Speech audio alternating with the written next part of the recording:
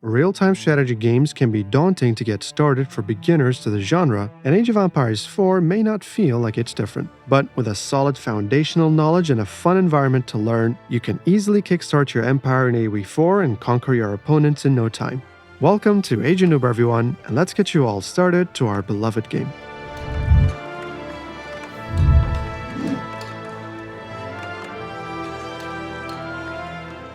Let's begin with the win conditions first. In AoE4, you can win by either destroying all of your opponent's landmarks, hold and secure all sacred sites for a period of time, or by building a wonder and defending it from being destroyed as well. That said, the most common way of defeating your opponent is through conquest, as besting them militarily usually leads to a resignation before satisfying the win condition in the first place. This is very similar to winning a game of chess before checkmating your opponent's king. Your opponent can technically still continue playing from a badly losing position, but most players will recognize that the game will be soon over anyway and resign to give you the win. To achieve this winning position in AoE4, players have to juggle between two main elements, their economy and their military. These two are closely connected, as players who collect resources as fast and as efficiently as possible will in turn be able to produce stronger and larger militaries. But finding the right balance between the two is where the skill expression kicks in. Let's double-click on this. You begin a typical AoE4 game with a town center, villagers, a scout, and some starter sheep grazing around. I've selected the French as a vanilla civilization for demonstration purposes that have this typical start, but other specific civs can begin the game with an additional specialized unit, such as the prelate or imperial official. I'll circle back on civilizations later on in this video. Villagers constitute the backbone of your gameplay, as they collect resources and build a plethora of structures that help you both defend and attack. Scouts help you explore the undiscovered areas of the map, collect sheep, and provide insight into what your opponent is up to.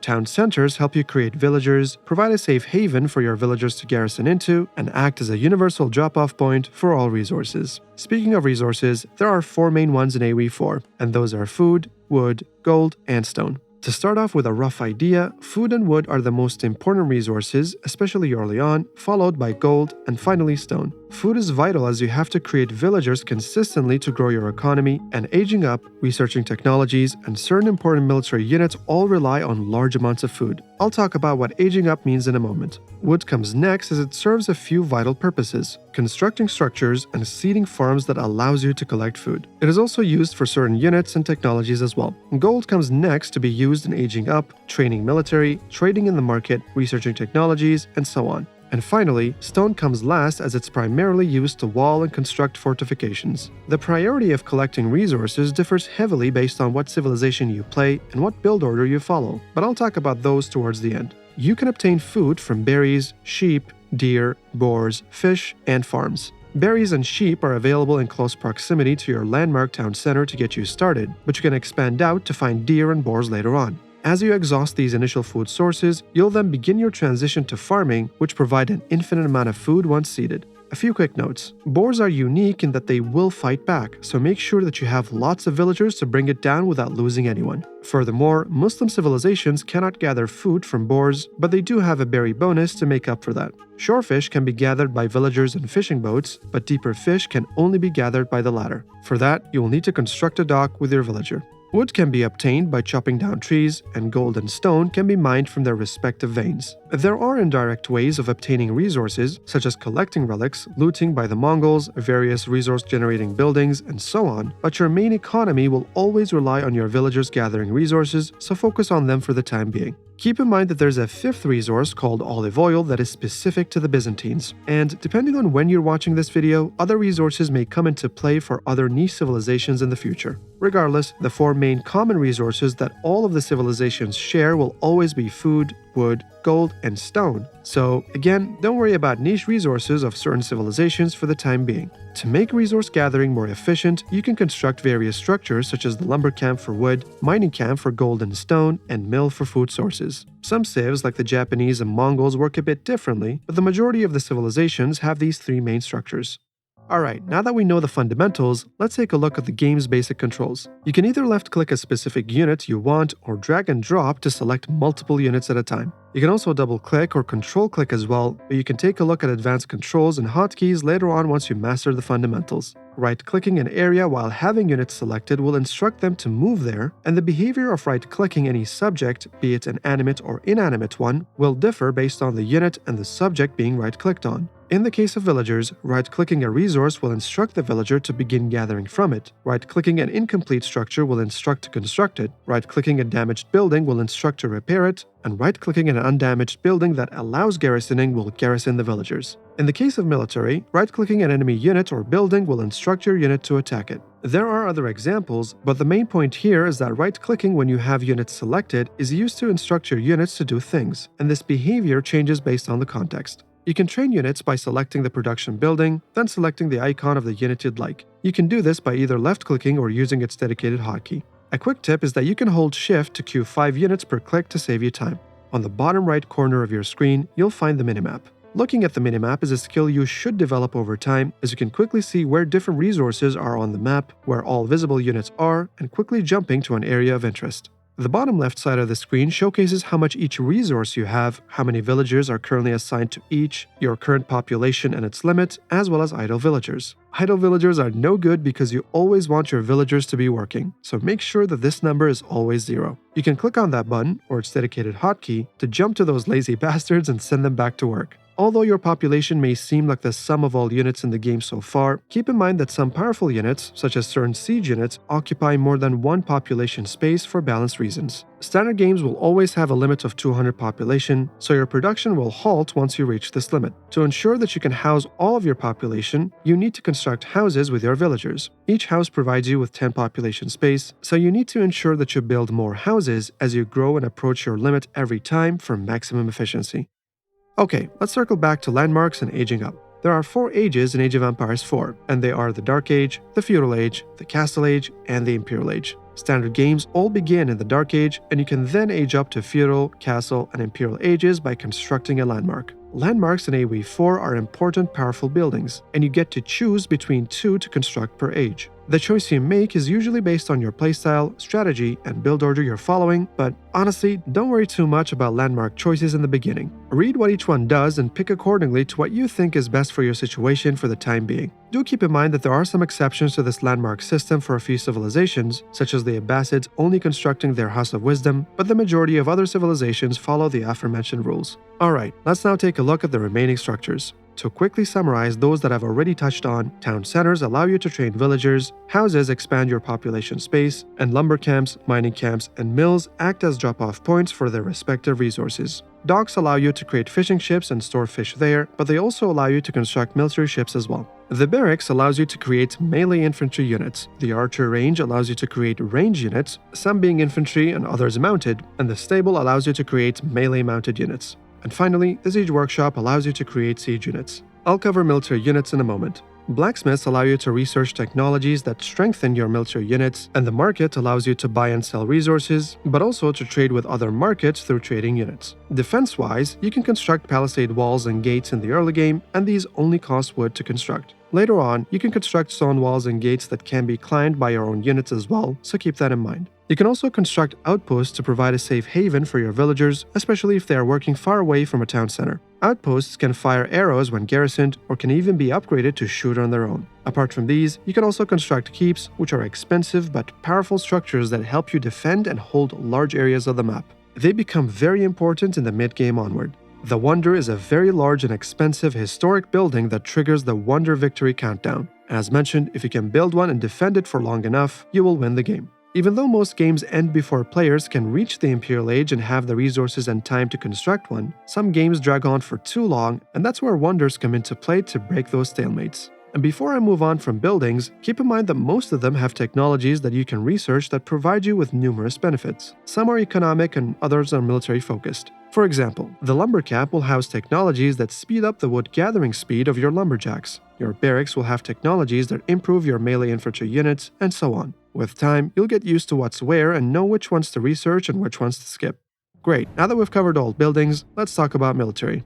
To be honest, explaining military and combat in AoE4 is not that straightforward, but I'll try my best to keep it high level and as intuitive as possible. Units in AoE4 are first divided between standard and unique units. Unique units can be either a stronger version of a standard unit, or it can be truly unique in the sense that no other unit fills its role. Let's go through the standard units first, and I'll explain how these units interact with each other at the end.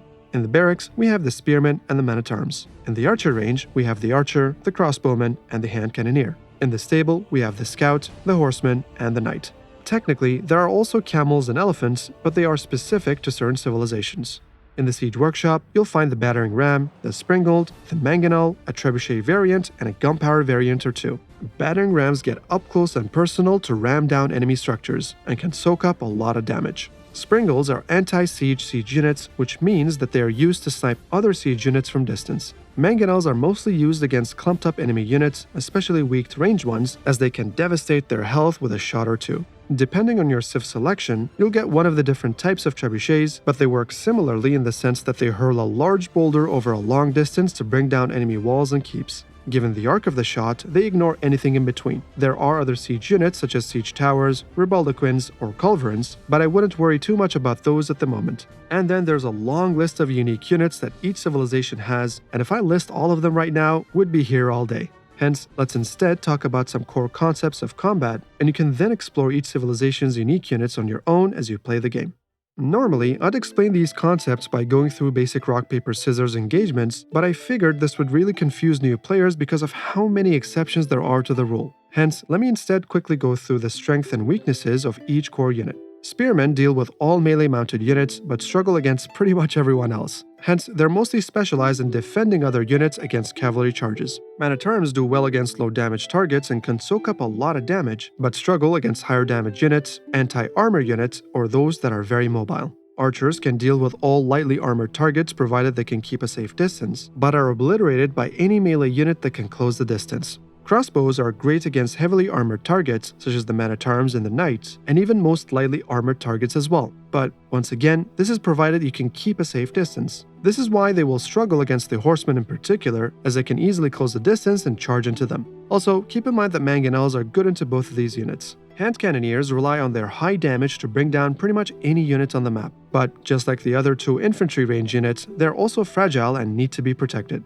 As discussed, horsemen are usually great at killing villagers and mowing down enemy range infantry units, but they struggle against pretty much everyone else. Knights cannot deal with spearmen and have to be careful against well-defended crossbows or other anti-heavy or anti-cavalry units, such as camels and janissaries, but are otherwise great damage soakers and dealers. They are a very solid all-purpose unit to have in your composition. If you're interested in how water combat works, then check out my dedicated video on the topic that I made a while back. As mentioned, combat has a ton of extra nuance that I haven't gone over, but these fundamentals should be enough to get you started. In time, you'll eventually learn what each unique unit does, how expensive they are, and what type of engagements you should and should not take. In fact, I made a top 50 tips video about a year ago that is still relevant today. I suggest you watch that to get a better grasp of a few intermediate mechanics, both in terms of economy and military, that I did not go over in this video. You'll find tons of useful stuff there that will help you kickstart your first few games. Finally, let's talk about civilizations. Today, there are 16 civilizations you can pick from if you bought the Sultan's Descent DLC as well. 12 of these are standard civilizations, and 4 are variants. Variant civilizations share similarities with their parent civilization, but they have different landmarks, bonuses, and unique units to differentiate their gameplay. You can pretty much treat them as 16 unique playable civilizations because they are. That said, some civilizations are tougher to play than others, and you can see the difficulty rating in-game through these stars. To be honest though, I personally don't think that difficulty matters at all for casual players. I usually suggest beginners to try out all 16 civilizations first to find out which ones are the most fun to play with for them. Hence, if you really like the Byzantines and their units despite being a 3-star difficulty, just play them. To me, having fun playing the game is more important than playing marginally worse due to my civ choice. It really doesn't matter. To wrap up gameplay, let's go over how you should begin the game. First, queue villagers at the town center to immediately start training villagers. Your town center should never be idle. Then, ensure that all of your starting villagers begin collecting the food from the sheep that you begin with. Next, use your scout to find the other sheep and resources that you will collect from shortly. To ensure that newly created villagers automatically begin collecting resources, you can select your TC and right-click on whichever resource you want them to collect directly. The most basic fundamental start would be to gather food from your starting 6 villagers, then send the next 3 villagers to gold, then the next 3 to wood. After that, you can send the remaining newly created villagers to food until you're able to construct your first landmark and advance to the feudal age. What I've just described is called a build order, and they are very similar to openings in chess. Every civilization has a theoretical ideal start to the game, and they are all different from one another. Once again, don't worry too much about these for now. Follow what I've mentioned for a decent transition to the feudal age, and make sure that at least half of your population are villagers, so usually more than 100 villagers towards the end of the game. Once you do get more comfortable with AoE4, you can then look up build orders for your favorite civilization to optimize your gameplay further. In terms of matchmaking, I highly recommend you begin with a few AI games to first get comfortable playing the game and learning about the civilizations. Once you do get comfortable, hop onto the multiplayer through Quick Match first to play with other humans. Don't worry about your first games at all, as you will most likely lose a bunch first as the game calibrates your skill level in the background. Eventually, you'll match with people in your skill level, and you'll enjoy playing against them and improving at your own pace. After a while, if you feel like being a bit more competitive, you can hop onto the ranked ladder to challenge more seasoned players who will give you a tougher challenge. And finally, you can play in custom lobbies for fun with non-standard wonky settings and maps. To reiterate an earlier point, remember that Age of Empires 4 is just a game, and that we all hop onto this virtual medieval world to clash some swords, shoot some arrows, and have a bit of fun. I hope you enjoy the learning process, but don't be too hard on yourself early on as you get accustomed to RTS and Age of Empires 4 in particular. Our community is a bit on the older side for gaming standards, so you're more likely to run into mature minds who are willing to extend a helping hand. Feel free to ask questions down in the comment section below, and myself or other veterans in my community will do our best to answer them. There's also an AoE4 subreddit, an AoE4 dedicated website called AoE4 World, and a plethora of other amazing AoE4 creators that share build orders, tips, and tricks related to Age of Empires 4. Be sure to check them out and support them as well. Before I end the video, I'd like to share a few words with my core audience. This video was dedicated as a thank you to all of your support throughout my time in Age of Noob, as I figured that helping all of the new players flocking into AoE4 recently would keep our game as alive as possible. More happy players to play with together. That said, this will be the last Age of Noob video for a while. I will upload my final video of the year in a few days, and it will likely be a long one. A personal discussion for me, and my final letter to the community in a way. As always, thank you for watching, everyone. I hope you and yours enjoy this holiday season happily together, and I wish you all a great year ahead of you. Happy to be a part of this mature, caring community, and I hope that you will continue to enjoy Age of Empires with your fellow friends and players for many years to come. Take care, everyone, and I will see you all again very soon.